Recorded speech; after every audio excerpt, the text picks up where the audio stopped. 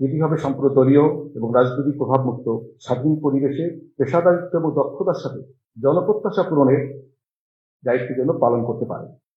বারবার আমরা পুলিশের সংস্কারের কথা বলছি, আমরা দীর্ঘদিন যাবৎ সংস্কারের কথা বলে যাচ্ছি, সংস্কারের কথা আমরাই শুধু বলে যাচ্ছি।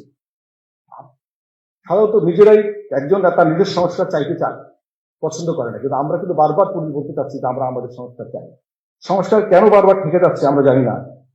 যারা সংস্কার চায় না তারা পুলিশের সফল দেখতে চায় না, দেশকে আগানো দেখতে চায় না। কে যে বারবার সংস্কারের টুটি চেপে ধরে আমরা জানি না। আপনি যদি এবারই এই মহেন্দ্রক্ষণে এই সুন্দর সময়ে যদি পুলিশের সংস্কার না করা যায়, তাহলে পুলিশের সংস্কার কোনদিন হবে বলে আমার ধারণা, আমি মনে করি না। বিগত দিনগুলোতে পুলিশকে ম্যানেজ করার একটা সংস্কৃতি চালু ছিল। আমাদের ম্যানেজ করার সংস্কৃতি থেকে বেরিয়ে আসতে হবে। এইখানেই পুলিশ কলঙ্ক যুক্ত হবে। পুলিশ কলঙ্ক মুক্ত হবার আপ্রাণ চেষ্টা করে, কিন্তু পুলিশের ম্যানেজ করার সংস্কৃতির কারণে পুলিশ আর কলঙ্ক মুক্ত হতে পারে না। সেজন্য দেশ ও জাতির কল্যাণে পুলিশের জন্য প্রদেয় বাজেটকে বিনিয়োগ হিসেবে দেখতে জনগণ উপকৃত হবে। সারা দেশে মাঠ পর্যায়ে কর্মকর্তা থেকে শুরু করে ঊর্ধ্বতন কর্মকর্তাদের তীব্র গাড়ি সংকট রয়েছে। একটি থানা এলাকায় প্রিভেন্টিভ পুলিশিং করবার জন্য আমাদের যে পরিমাণ পেট্রোল টিম চালু থাকা দরকার, এই পেট্রোল টিমগুলো চালু করার জন্য প্রয়োজনীয় সংখ্যক যানবাহন আমাদের নেই। অর্ধেকেরও কম যানবাহন আছে। এবং আপনি অনেকে জানেন কিনা জানি না, পুলিশের গাড়ি শুধুমাত্র 24 ঘন্টা চলে। এই যে 24 ঘন্টা চলার পরেই গাড়িগুলোর মধ্যে কার্যক্ষমতা নষ্ট হয়ে যায়। ফলে ডাকাতি, ছিনতাই এবং অন্যান্য অপরাধ প্রতিরোধের জন্য প্রতিটি থানায় কমপক্ষে 2, 3, 4টি করে গাড়ি সংগ্রহ করতে হয়। এইভাবে গাড়ি সংগ্রহ করতে গিয়ে ভারপ্রাপ্ত কর্মকর্তাগণকে বিভিন্ন জনের কাছে ধর্ণা দিতে হয়। এই ধর্ণা দিতে গিয়ে মানুষগুলোর প্রতি আমরা দুর্বল হয়ে পড়ি। অনেক সময় অনৈতিক আবদার মেটাতে হয়, তারা সুবিধাভোগী হয়ে ওঠে। মাননীয় প্রধান উপদেষ্টা, আমি আপনার উপজেলার একটা চিত্র উপস্থাপন করতে চাই। আমরা জানি আপনি চট্টগ্রাম জেলার হাটহাজারী থানার বাসিন্দা। হাটহাজারী থানাটি চট্টগ্রাম বিশ্ববিদ্যালয়, চট্টগ্রাম সিটি কর্পোরেশন একটি ওয়ার্ড, একটি পৌরসভা এবং 14টি ইউনিয়ন নিয়ে গঠিত। এর আয়তন 246 বর্গ কিলোমিটার, জনসংখ্যা 4,30,000। এটি একটি প্রবাসী অধ্যুষিত উপজেলা।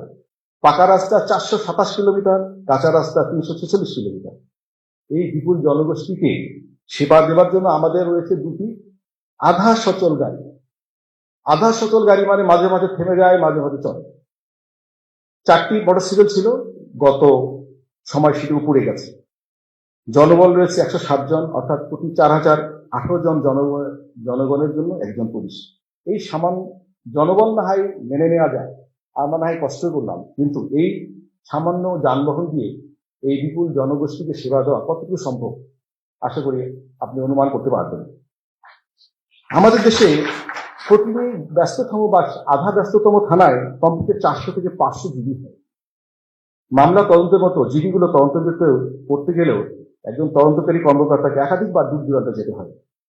কোথাও কোথাও কোনো অজ্ঞাত ব্যক্তির লাশ পাওয়া গেলে সেই লাশের আইনি প্রক্রিয়া সম্পন্ন করতে পুলিশ সদস্যের কমপক্ষে 3,000, ক্ষেত্রপক্ষে 5,000, 10,000 টাকা খরচ হয়। এই পরিমাণ টাকা কিন্তু তিনি পান না।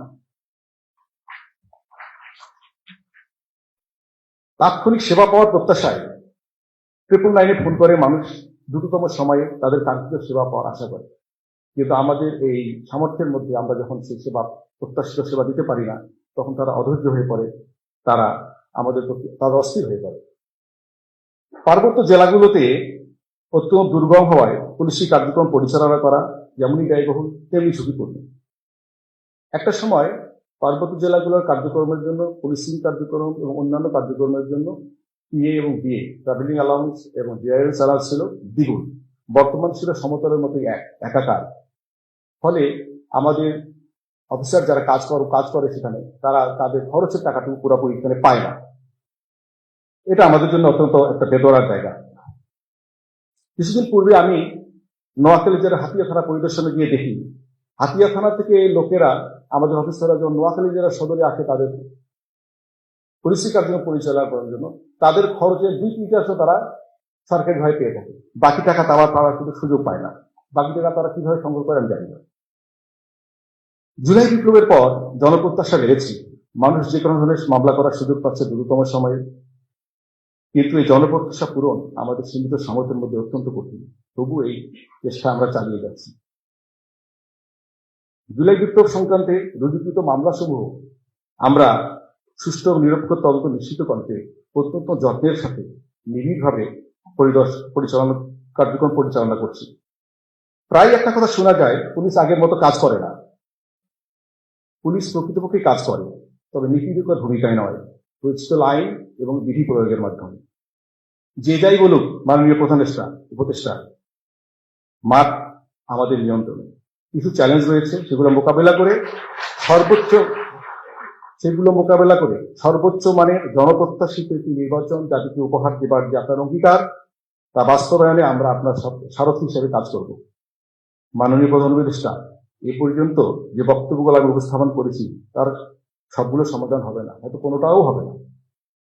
তারপরও আপনি আমাদের অভিভাবক, আমাদের কষ্ট, বেদনা, সংকটগুলো যদি আপনাকে স্পর্শ করে, আপনাকে স্পন্দিত করে, তাড়িত করে, সেটি হবে আমাদের ভালো লাগা। মনে হবে আমরা একা নই। আপনি আমাদের পাশে থাকুন, আমাদেরকে পাশে রাখুন, আমাদেরকে পারতে হবে, আমরা পারবো ইনশাআল্লাহ। ধন্যবাদ।